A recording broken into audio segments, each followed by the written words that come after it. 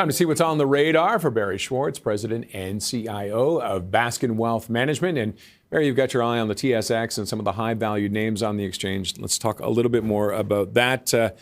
Aritzia, we'll go in alphabetical order because you sent them to us. I think in alphabetical order. So I'm not here to say that these are bad companies, or I wish I owned them all because they've done tremendous, right? I'm jealous, but I'm just not sure I would buy them right now.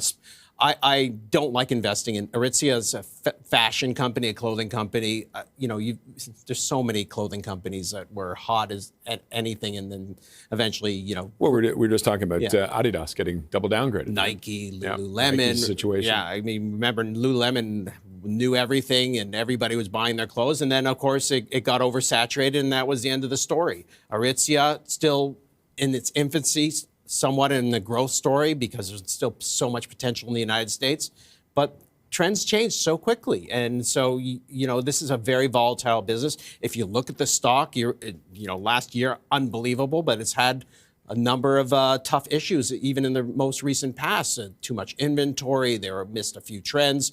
The stock was a top performer, I think, in 2023, and then a bad performer in 24. So, if fashion is volatile, and I sure am not going to pay 40 times earnings for a fashion company. And any indicators, changes that would maybe change your mind? No, I'm never going to buy fashion. Absolutely. It's just, I stay away from that. I will stick to like limited luxury companies where they have limit the supply. But what always happens with these companies, they grow so fast, they do terrific, and then they get saturated and they're not cool anymore. Okay, would you buy a train or a jet or a snowmobile from Bombardier? Well, Bombardier is in the private jet business, and aerospace is so hot right now. Yeah.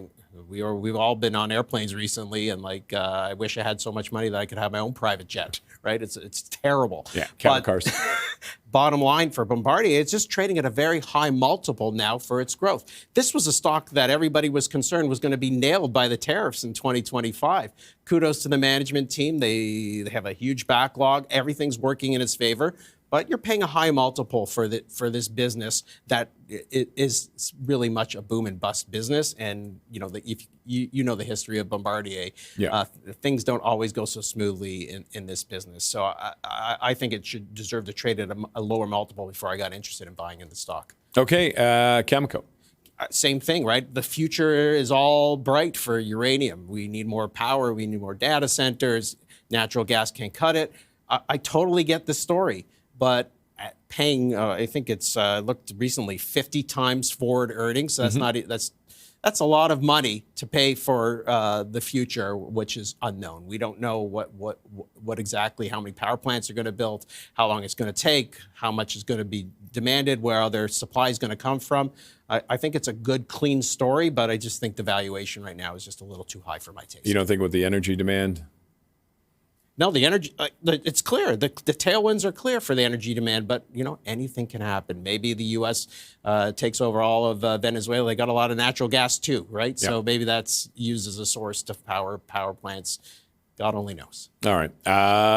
We're going out of order here. Shopify now. Shopify, unbelievable success story. If you didn't own it last year, you look pretty dumb. It's done nothing but go straight up. But it's trading at a most magnificent valuation compared to some of the Magnificent Seven stocks. Is it growing faster? Yes. But should you pay 90 times earnings? You can buy NVIDIA at under 30 times earnings. You can buy Amazon at under 30 times earnings.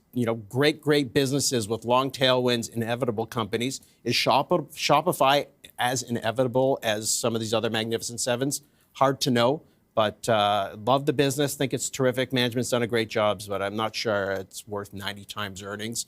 And any pullback could be pretty nasty for shareholders here. Okay, Dollarama.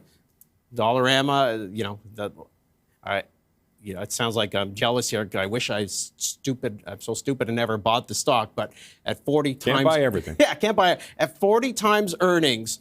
For Dollarama, which has reached growth limit in Canada, it's now doing risky stuff, in my opinion, to try and get growth. Investing in Central America, made an acquisition, in Mexico, Central America, made an acquisition in Australia of dollar stores. Maybe this will work out, maybe it won't.